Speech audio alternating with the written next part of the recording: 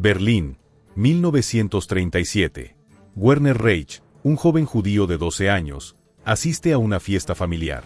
Entre los invitados se encuentra un hombre que fascina inmediatamente al niño, Herbert Levin, un reconocido ilusionista profesional. Durante la velada, Levin realiza asombrosos juegos de cartas y desapariciones de objetos que dejan a Werner boquiabierto. Me quedé hipnotizado, recuerda Werner. No por los trucos en sí, sino por la reacción de los adultos.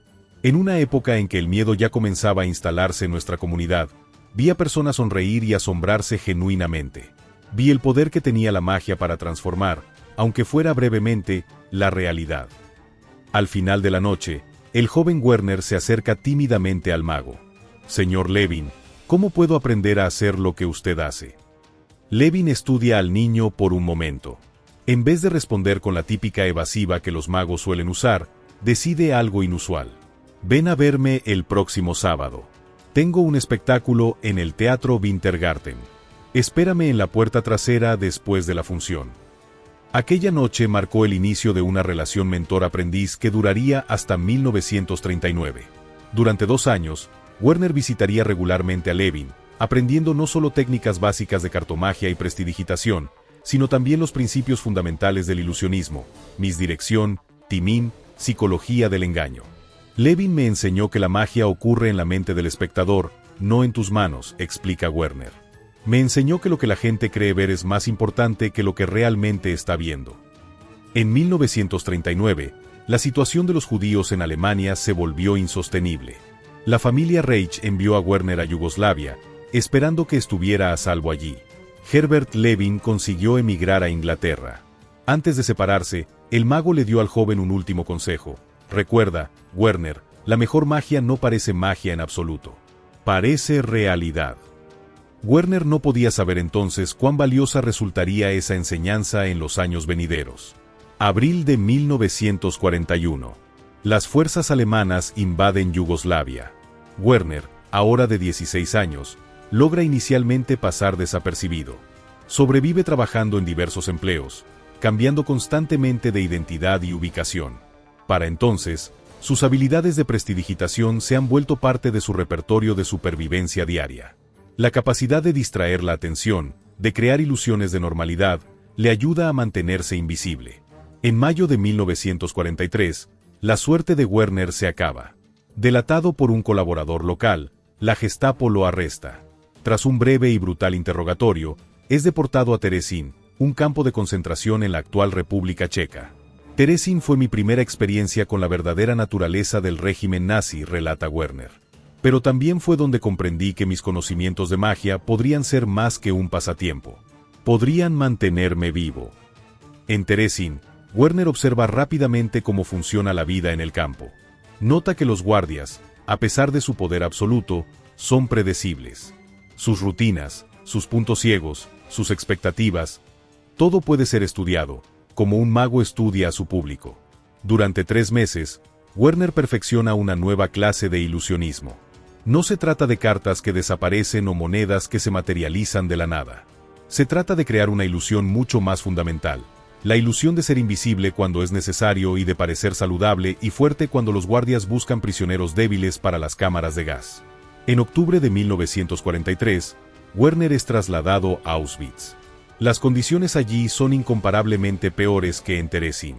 Es tatuado con el número A1828 y asignado a trabajos forzados extenuantes. En Auschwitz, comprendí que la magia ya no era suficiente, dice Werner. Allí, ni siquiera el mejor ilusionista podía engañar a la muerte que nos rodeaba constantemente. Lo que salva a Werner es una combinación de suerte y estrategia. Cuando menciona que tiene experiencia como dibujante técnico, una habilidad que había aprendido de su padre, es asignado brevemente a una oficina donde los prisioneros realizan planos para construcciones de las SS. Pero la relativa seguridad de este puesto dura poco. En enero de 1945, ante el avance del Ejército Rojo, los nazis comienzan a evacuar Auschwitz.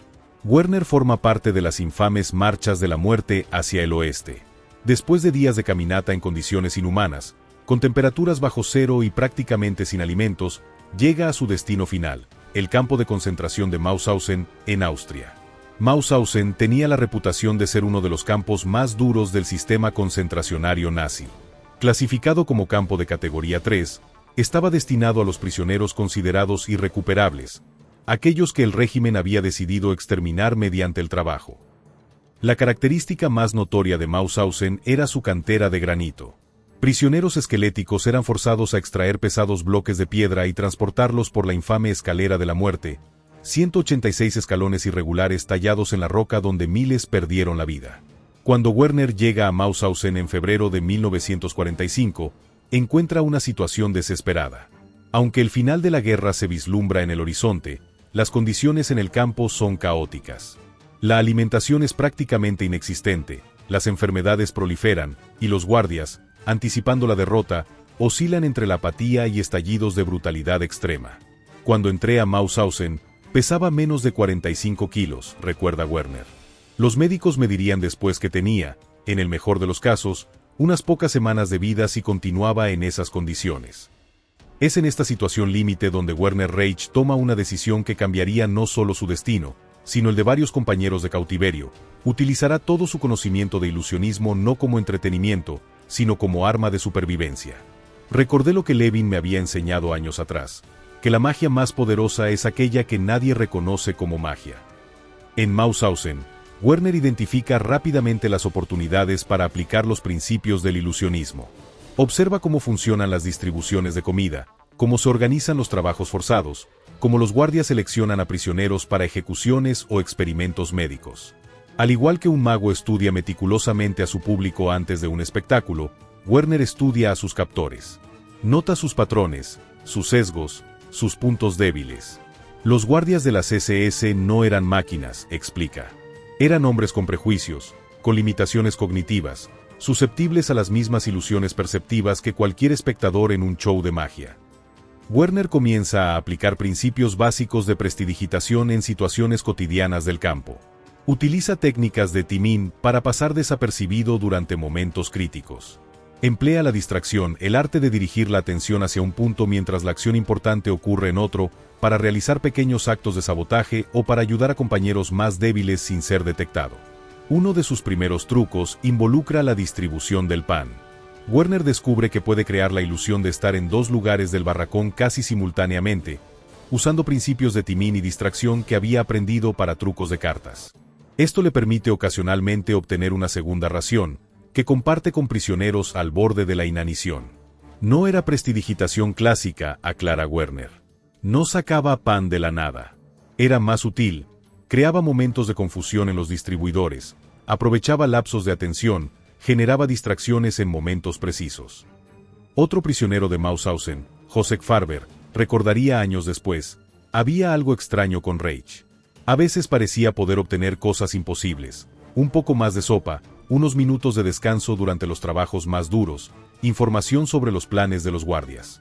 Nunca supe cómo lo hacía hasta después de la guerra, cuando me contó sobre su pasado como aprendiz de mago.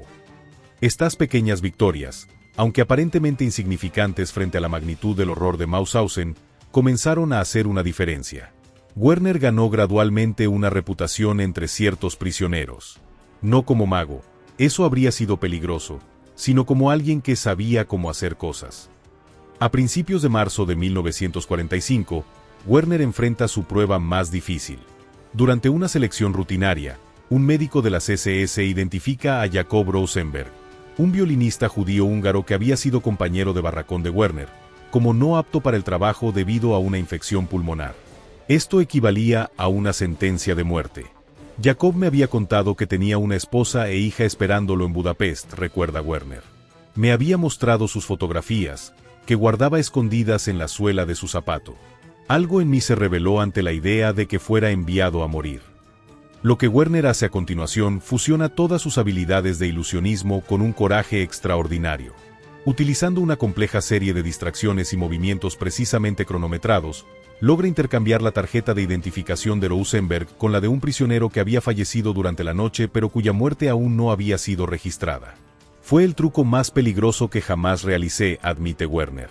Si me hubieran descubierto, me habrían ejecutado en el acto. El truco funciona. Rosenberg es registrado como apto para el trabajo, mientras que el prisionero fallecido es oficialmente enviado a la enfermería, donde eventualmente su cuerpo sería descubierto, pero la confusión administrativa típica del campo haría imposible rastrear el error. Este incidente marca un punto de inflexión para Werner. Comprende que sus habilidades pueden hacer más que asegurar su propia supervivencia, pueden salvar vidas. En ese momento, mi perspectiva cambió, explica. Ya no se trataba solo de sobrevivir. Se trataba de resistir, de preservar la humanidad en un lugar diseñado para destruirla. En las semanas siguientes, Werner refina y expande su repertorio de trucos. Desarrolla técnicas para hacer que el trabajo en la cantera parezca avanzar más rápido de lo que realmente lo hace, creando ilusiones de productividad que satisfacen a los guardias. Diseña métodos para que prisioneros enfermos parezcan saludables durante las inspecciones. Utiliza juegos de manos para transportar pequeños objetos valiosos, medicinas robadas de la enfermería, mensajes entre barracones, incluso ocasionalmente alimentos adicionales. Como explica Jacob Kampler, otro superviviente de Mauthausen, Werner comprendió algo fundamental: en el campo, la percepción lo era todo. Si podías controlar lo que los guardias percibían, podías crear pequeños espacios de libertad dentro del sistema. A finales de abril de 1945, con las fuerzas aliadas acercándose, la situación en Mauthausen se vuelve cada vez más caótica. Los guardias intensifican las ejecuciones, intentando eliminar testigos antes de la liberación. Werner utiliza todas sus habilidades para mantener a su pequeño círculo de compañeros con vida durante estas últimas semanas desesperadas. El 5 de mayo de 1945, las tropas americanas finalmente llegan a Mauthausen. Werner Reich, contra todo pronóstico, ha sobrevivido. Pesa apenas 40 kilos y padece múltiples enfermedades, pero está vivo. Y lo más extraordinario, gracias en parte a sus trucos, también han sobrevivido varios prisioneros que de otra forma habrían perecido. Como diría años después, la magia real no está en hacer desaparecer un conejo en un sombrero. Está en hacer desaparecer a una persona de la vista de aquellos que quieren destruirla, y en hacer aparecer esperanza donde solo existe desesperación. Las personas siempre me preguntan, ¿qué tipo de trucos hacías en el campo?, dice Werner Reich, mientras sus manos octogenarias barajan un mazo de cartas con destreza sorprendente. Esperan escuchar sobre conejos que salen de sombreros o personas cortadas por la mitad. La verdad es mucho menos espectacular, pero infinitamente más poderosa. Werner hace una pausa y extiende las cartas en abanico sobre la mesa. En Mauthausen, desarrollé 3 categorías de ilusionismo.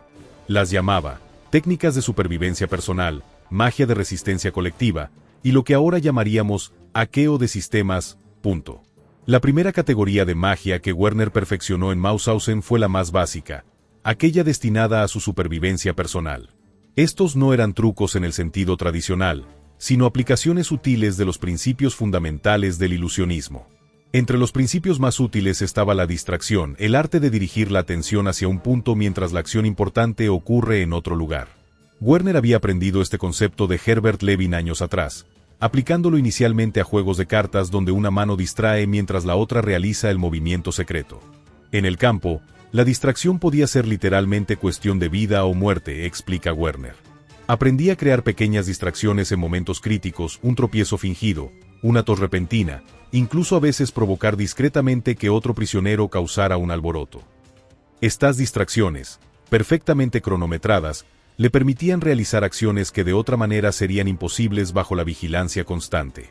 Tomar un trozo extra de pan durante la distribución, intercambiar brevemente de lugar con otro prisionero durante conteos, o simplemente evitar ser notado cuando los guardias buscaban víctimas para castigos arbitrarios.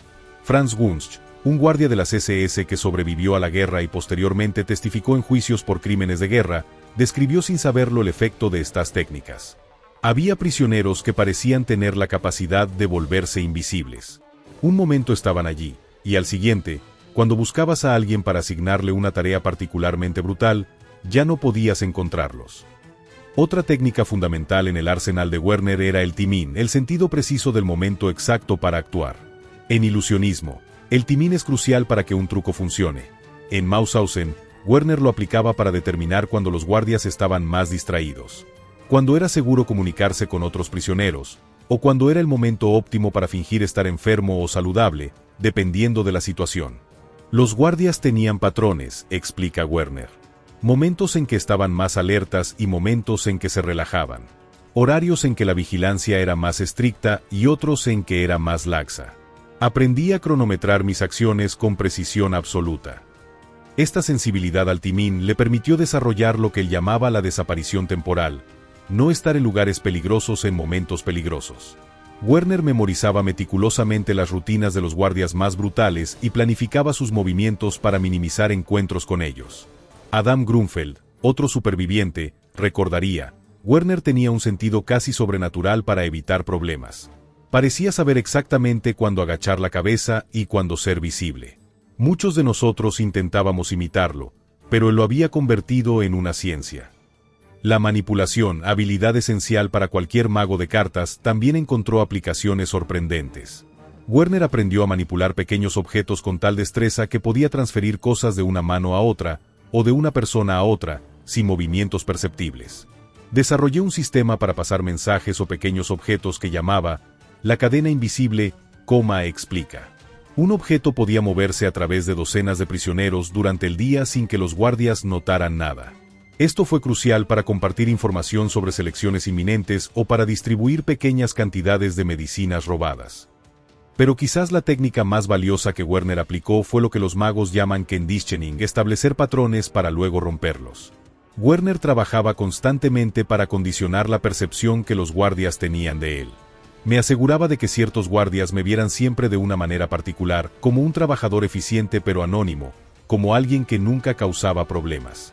Creaba una imagen consistente hasta que se convertía en la única forma en que podían verme. Luego, cuando necesitaba hacer algo fuera de ese patrón, su mente simplemente no registraba la incongruencia. Esta manipulación psicológica resultó extraordinariamente efectiva.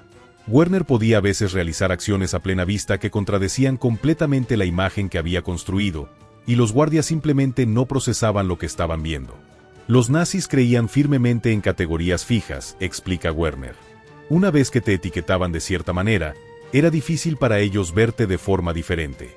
Usé esa rigidez mental contra ellos. La segunda categoría de magia que Werner desarrolló fue lo que él denomina resistencia colectiva, técnicas que aplicaba no solo para su beneficio personal sino para ayudar a otros prisioneros.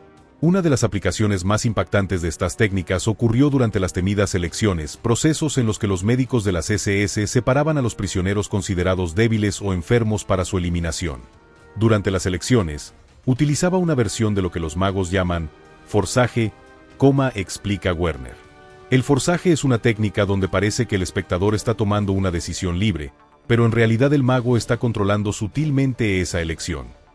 Werner observó que los médicos de las SS que realizaban las elecciones seguían ciertos patrones predecibles.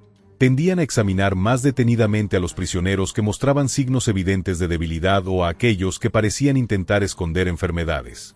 Desarrollé formas de dirigir la atención de los médicos, cuenta Werner. Podía crear pequeñas distracciones en momentos críticos que hacían que pasaran más rápidamente junto a un prisionero enfermo.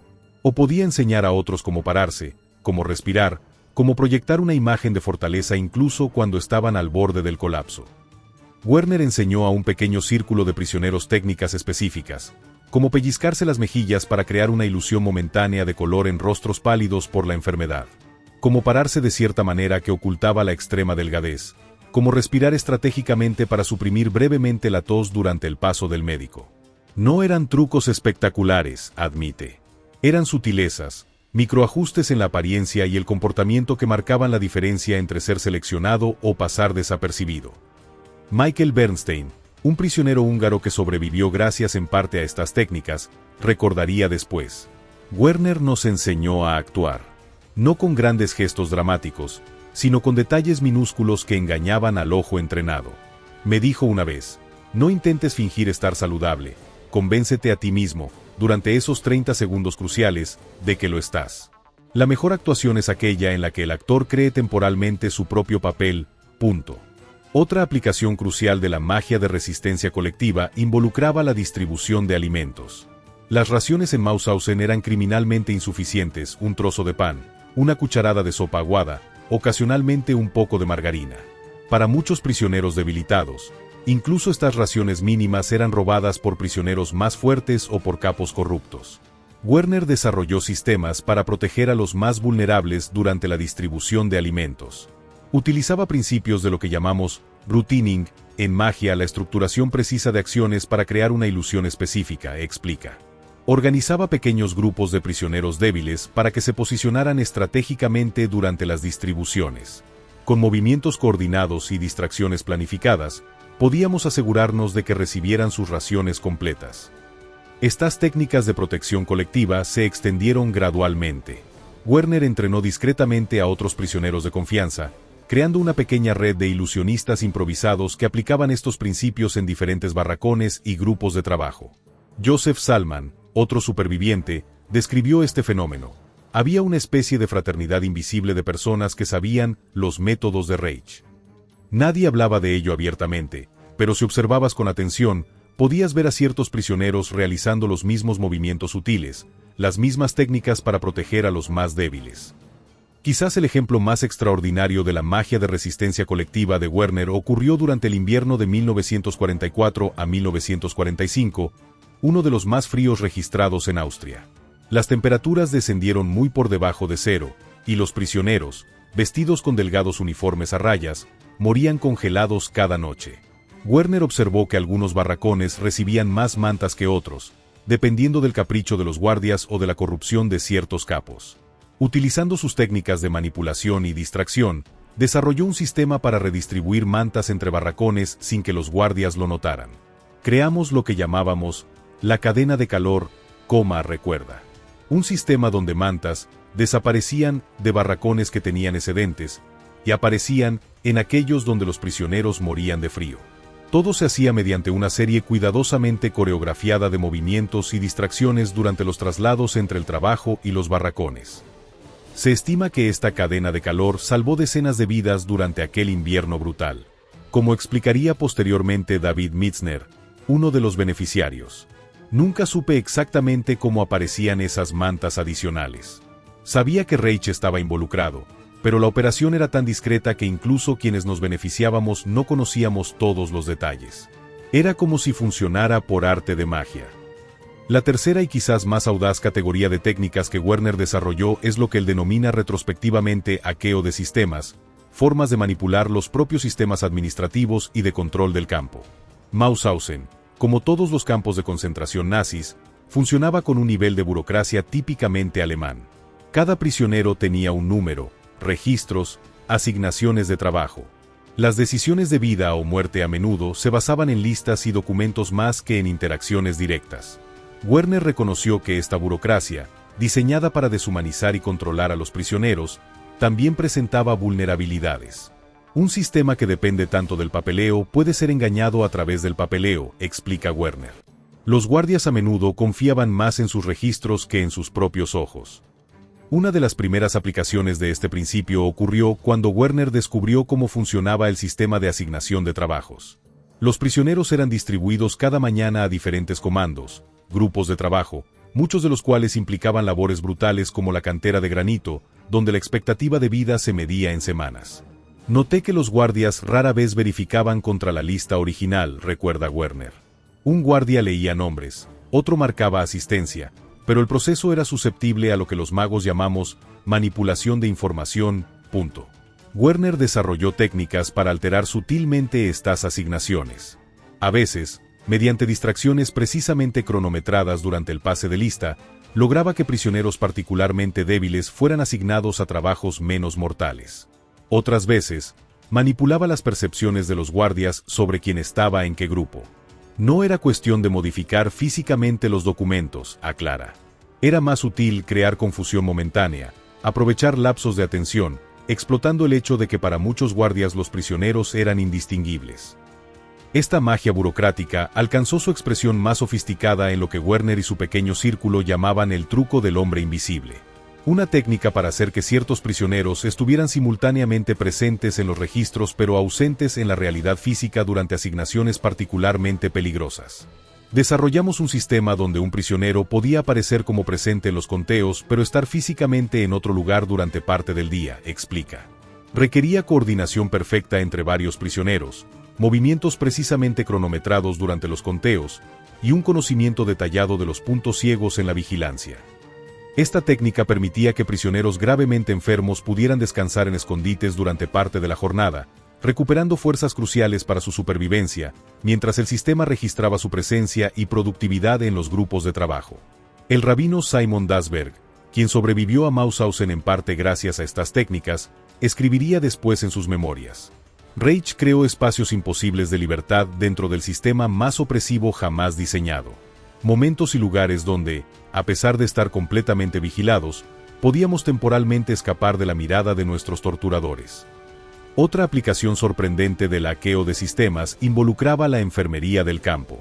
En teoría, los prisioneros enfermos podían recibir atención médica básica. En la práctica, la enfermería era a menudo un paso previo a la eliminación, ya que los nazis veían a los enfermos como unidades de trabajo defectuosas que debían ser descartadas. Werner observó cuidadosamente cómo funcionaba el sistema médico y descubrió patrones explotables.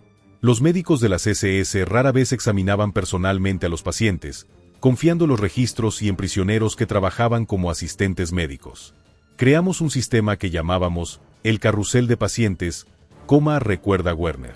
Utilizando técnicas de timing y distracción, podíamos hacer que un mismo medicamento tratara a varios pacientes, mientras los registros mostraban tratamientos individuales. O podíamos hacer que pacientes graves desaparecieran temporalmente de la vista de los médicos de las SS cuando realizaban selecciones en la enfermería. Este sistema de ilusionismo médico fue perfeccionado con la ayuda de dos prisioneros que trabajaban como asistentes sanitarios, un médico judío polaco y un farmacéutico checo. Juntos, desarrollaron técnicas para crear la ilusión de que ciertos tratamientos se estaban administrando según los protocolos nazis, mientras en realidad distribuían los escasos medicamentos disponibles según necesidades médicas reales. La documentación era nuestra principal herramienta mágica, explica Werner. Aprendimos que un guardia que ve un registro que coincide con sus expectativas rara vez cuestiona lo que está realmente ocurriendo. Quizás el ejemplo más extraordinario del hackeo de sistemas de Werner ocurrió durante las caóticas semanas finales antes de la liberación. Con las fuerzas aliadas acercándose, los comandantes de Mauthausen recibieron órdenes de eliminar evidencias de los peores crímenes, incluyendo la eliminación de prisioneros que pudieran testificar posteriormente. Los oficiales de las SS comenzaron a consultar registros para identificar a prisioneros específicos con conocimientos detallados sobre las operaciones del campo. Aquellos que habían trabajado en oficinas administrativas, en las cámaras de gas, en los crematorios, o como asistentes personales de oficiales de alto rango.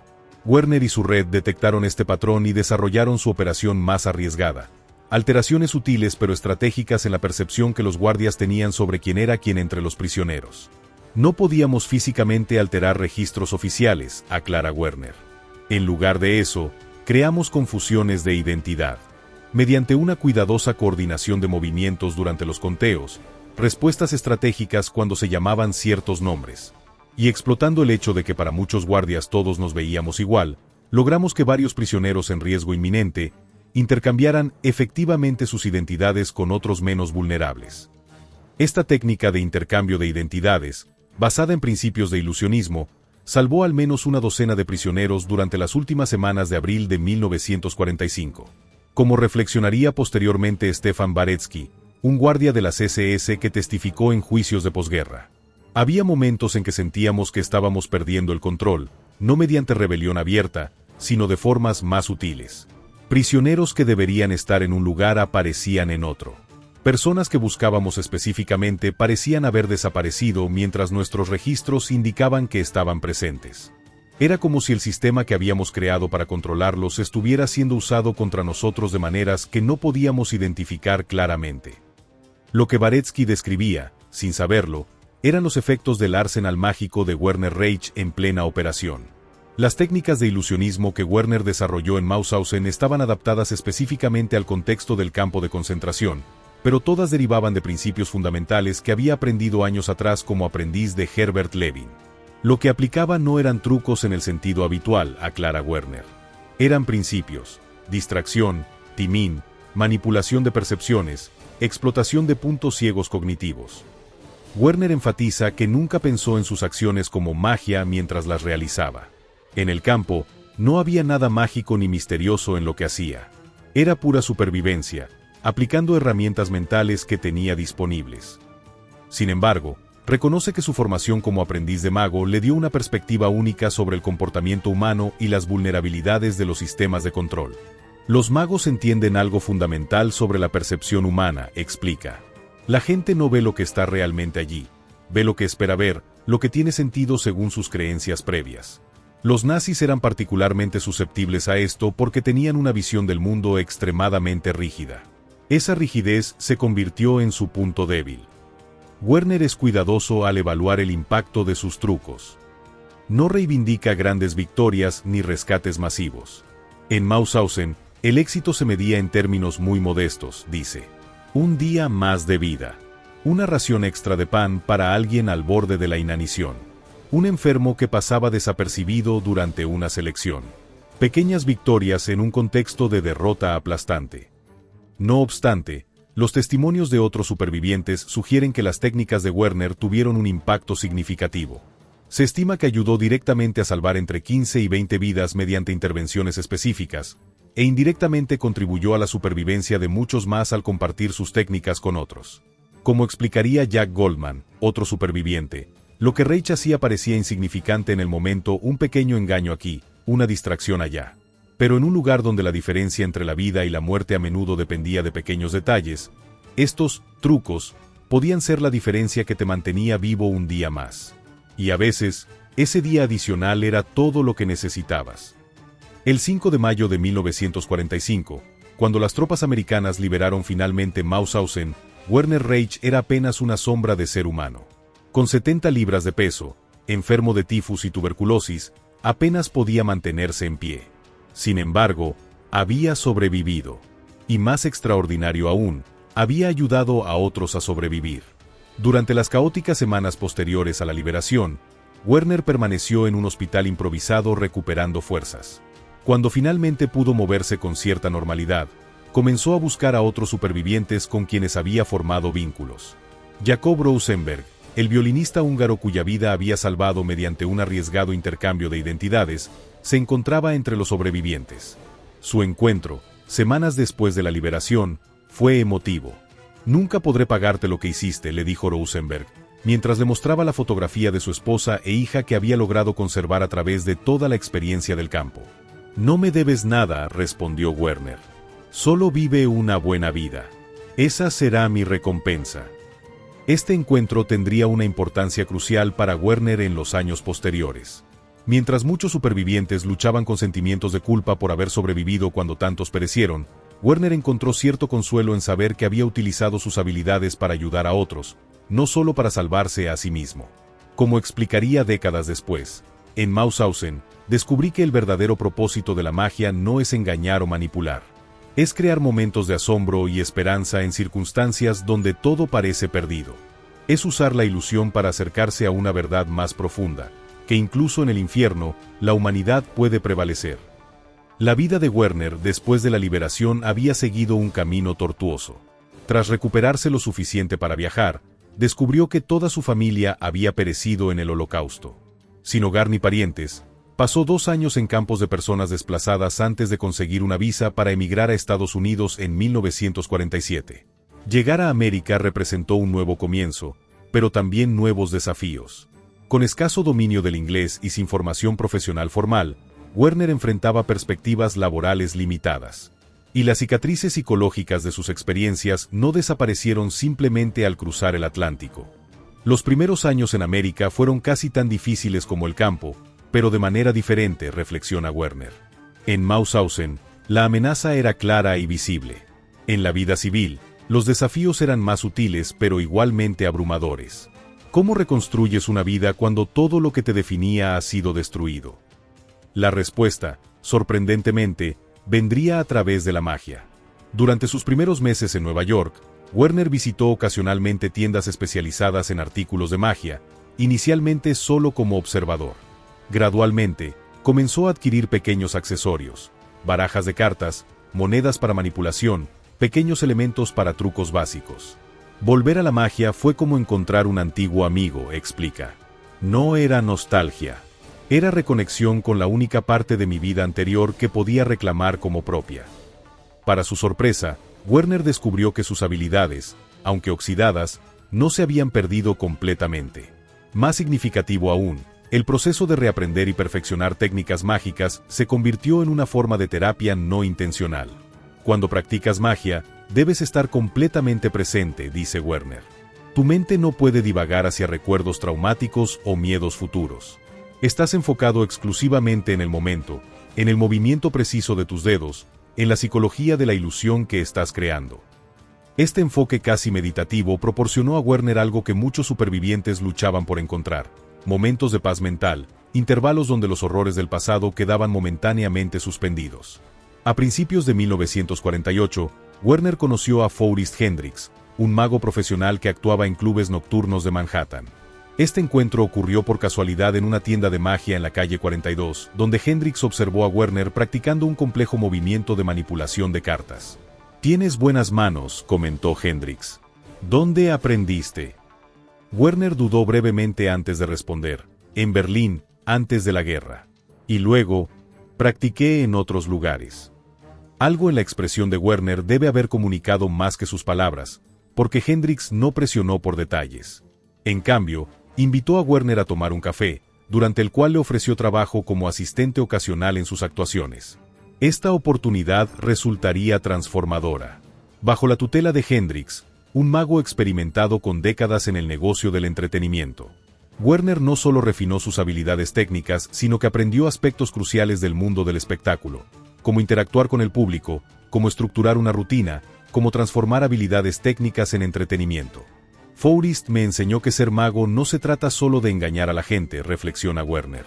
Se trata de crear una experiencia, de contar una historia, de establecer una conexión emocional. Durante aproximadamente 2 años, Werner trabajó a tiempo parcial como asistente de Hendricks mientras mantenía empleos diurnos para sostenerse económicamente. Esta inmersión en el mundo del ilusionismo profesional le proporcionó una base sólida y, gradualmente, comenzó a desarrollar su propio estilo y repertorio. En 1950, Werner realizó su primera actuación en solitario en una fiesta privada. Aunque modesta en escala, representó un hito significativo. Un paso de asistente a artista principal, de estudiante a profesional. A lo largo de la década de 1950, Werner construyó gradualmente una carrera como mago. Nunca alcanzó el estatus de gran celebridad en el mundo del ilusionismo, pero desarrolló una presencia respetable en el circuito de Nueva York, actuando en eventos corporativos, fiestas privadas y ocasionalmente en pequeños clubes nocturnos. Su estilo era distintivo, menos centrado en grandes ilusiones espectaculares y más en magia íntima, cercana, con énfasis en la psicología sutil y la narrativa. Werner desarrolló rutinas que no solo asombraban sino que también contaban historias, creando conexiones emocionales con su público. «Nunca fui el tipo de mago que hacía desaparecer elefantes», dice Werner con una sonrisa. «Mi especialidad era la magia que ocurría literalmente en las manos del espectador, creando momentos de asombro auténtico a escala humana». Esta preferencia por lo íntimo sobre lo espectacular tenía raíces profundas en sus experiencias. En Mauthausen, Werner había aprendido que los engaños más efectivos no eran los más grandiosos sino los más sutiles, aquellos que trabajaban con las expectativas existentes en lugar de desafiarlas frontalmente. Durante este periodo, Werner mantuvo su pasado en estricto silencio. Ni siquiera sus colegas más cercanos en el mundo de la magia conocían sus experiencias durante el Holocausto. Para casi todos a su alrededor, era simplemente un mago europeo con un acento ligero y técnicas inusuales. No estaba listo para hablar de ello, explica Werner. Y no estaba seguro de que el mundo estuviera listo para escuchar. En 1958, Werner conoció a Eva Esas, una joven inmigrante húngara que había escapado durante la Revolución de 1956. Su conexión fue inmediata y profunda. Un año después se casaron, comenzando un matrimonio que duraría más de 6 décadas. Eva se convirtió no solo en compañera de vida, sino en su confidente más íntima. Fue la primera persona a quien Werner reveló completamente sus experiencias, incluido el papel que el ilusionismo había jugado en su supervivencia. Cuando le conté todo a Eva, recuerda Werner, algo cambió en mí. Compartir esa carga después de mantenerla en silencio durante tanto tiempo fue como emerger de otra forma de cautiverio. Juntos, construyeron una vida estable. Werner complementó sus ingresos como mago con trabajo en ingeniería, habiendo estudiado dibujo técnico en escuelas nocturnas. Eventualmente tuvieron 2 hijos, y se mudaron a los suburbios de Long Island, manifestando el sueño americano que una vez parecía inalcanzable. Durante este periodo, aunque Werner continuaba actuando ocasionalmente como mago, su pasado permanecía como un capítulo cerrado que rara vez mencionaba fuera del ámbito familiar más íntimo. El punto de inflexión llegaría en 1975, cuando Werner asistió a una reunión de supervivientes del Holocausto en Manhattan. Durante décadas, había mantenido un contacto limitado con otros supervivientes, prefiriendo enfocarse en construir su nueva vida en lugar de revivir el pasado. La reunión fue emocionalmente intensa. Werner se encontró con personas que habían estado en Mauthausen durante el mismo periodo, aunque ninguna que hubiera conocido personalmente. Durante una conversación informal, mencionó brevemente cómo sus conocimientos de magia le habían ayudado a sobrevivir. Leopold Pfefferberg, otro superviviente que escuchó esta mención casual, se acercó a Werner después. «Deberías contar esa historia», le dijo con seriedad. «No es solo tu historia. Representa algo importante sobre cómo resistimos, no solo con armas o sabotaje, sino con ingenio, con las herramientas que teníamos disponibles, por improbables que fueran». Esta conversación dejó a Werner profundamente pensativo. ¿Tenía una responsabilidad de compartir su experiencia única? ¿Podría su historia ofrecer una perspectiva valiosa sobre un aspecto poco explorado de la resistencia durante el Holocausto? La decisión no fue inmediata ni fácil. Werner tenía preocupaciones legítimas. Temía que su historia pudiera ser malinterpretada, trivializada como una curiosidad pintoresca en lugar de ser entendida en su verdadero contexto. Temía también que hablar abiertamente pudiera reabrir heridas emocionales que había trabajado duramente para gestionar. Después de meses de reflexión y conversaciones con Eva, Werner tomó una decisión. Comenzaría a integrar elementos de su testimonio en sus presentaciones de magia, específicamente para audiencias educativas. Su primera presentación en este nuevo formato fue en 1977, en una escuela secundaria en Long Island. Ante una audiencia de estudiantes adolescentes, Werner combinó una demostración de técnicas de ilusionismo con su testimonio personal sobre cómo principios similares se habían aplicado en circunstancias radicalmente diferentes en Mauthausen. «No pretendo estar dando un espectáculo», aclaró al comienzo. «Lo que verán hoy es cómo los principios del engaño, normalmente utilizados para entretenimiento, pueden transformarse en herramientas de supervivencia cuando la vida misma está en juego». La respuesta fue profundamente conmovedora. Los estudiantes, inicialmente atraídos por la novedad de ver trucos de magia en un contexto educativo, quedaron visiblemente impactados por el testimonio que acompañaba cada demostración. «Cuando mostré cómo un objeto puede desaparecer en una mano mediante misdirección básica, y luego expliqué cómo principios similares me permitieron hacer desaparecer comida adicional durante distribuciones en el campo, vi comprensión genuina en sus rostros», recuerda Werner. Conectaron con la historia a un nivel que quizás no habrían alcanzado a través de una charla convencional sobre el Holocausto. Este formato único, parte demostración mágica, parte testimonio histórico, resultó extraordinariamente efectivo. Werner había encontrado una manera de hacer que su experiencia fuera accesible y significativa para audiencias contemporáneas, utilizando el mismo medio que le había ayudado a sobrevivir. Durante las décadas siguientes, Werner Reich refinó y expandió este enfoque único. A medida que se extendía la noticia sobre sus presentaciones, recibió invitaciones de escuelas, universidades, sinagogas, iglesias y organizaciones comunitarias en todo Estados Unidos. Su presentación evolucionó hasta convertirse en una poderosa experiencia educativa. Comenzaba típicamente con demostraciones de principios básicos del ilusionismo, distracción, manipulación, condicionamiento psicológico, realizadas con el estilo de un mago profesional. Luego, sin dramatismo excesivo, establecía paralelos con cómo había aplicado estos mismos principios en Mauthausen. «No se trata de trucos», enfatizaba en cada presentación. «Se trata de principios fundamentales sobre percepción humana, atención y cognición. Los magos los utilizamos para entretener. Yo los utilicé para sobrevivir». Este enfoque tenía un impacto particularmente profundo en audiencias jóvenes. Para estudiantes que podrían encontrar difícil conectar emocionalmente con testimonios históricos convencionales sobre el Holocausto, la presentación de Werner creaba un puente de comprensión tangible. «Reich tiene una manera única de hacer que lo incomprensible sea comprensible», escribiría un educador después de una presentación en 1992. Utiliza la magia no como trivialización sino como metáfora accesible para enseñar verdades profundas sobre resistencia humana y adaptación en circunstancias extremas. A medida que su reputación como educador y testigo creció, Werner comenzó a colaborar con instituciones dedicadas a la memoria del Holocausto. En 1995, grabó un extenso testimonio para el proyecto de historia visual de la Fundación SOA de Steven Spielberg, donde por primera vez documentó exhaustivamente sus experiencias, incluyendo las técnicas específicas de ilusionismo que había desarrollado en Mauthausen. En 2001, el Museo del Holocausto de Washington, D.C. invitó a Werner a realizar una presentación especial y a contribuir con artefactos personales para una exhibición sobre formas creativas de resistencia. Entre los objetos donados estaba el primer mazo de cartas que Werner había adquirido después de emigrar a Estados Unidos, símbolo de su reconexión con el arte que había ayudado a salvarlo. Los visitantes a menudo esperan que la resistencia durante el Holocausto tomara formas dramáticas: sabotaje, rebeliones armadas, fugas espectaculares, explica Diane Salzman, curadora del museo. La historia de Reich nos recuerda que la resistencia también existía en formas mucho más sutiles, en actos cotidianos de ingenio que preservaban no solo la vida física sino también la dignidad humana. En 2005, a los 78 años, Werner Reich emprendió uno de los viajes más significativos de su vida, un retorno a Mauthausen, ahora convertido en memorial y museo. Era la primera vez que regresaba desde su liberación 60 años antes. El viaje fue emocionalmente abrumador. Werner recorrió los mismos espacios donde una vez había aplicado sus trucos para sobrevivir: los barracones, la cantera, la enfermería. En cada ubicación, explicó a los curadores del memorial exactamente cómo había utilizado principios de ilusionismo para crear pequeños espacios de resistencia dentro del sistema concentracionario.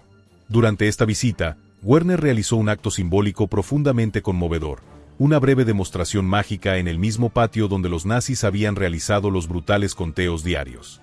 No fue un espectáculo, aclara Werner. Fue un acto de reclamación. En ese mismo espacio donde la magia una vez tuvo que permanecer invisible para ser efectiva, ahora podía ser abierta y celebrada como símbolo de resistencia humana.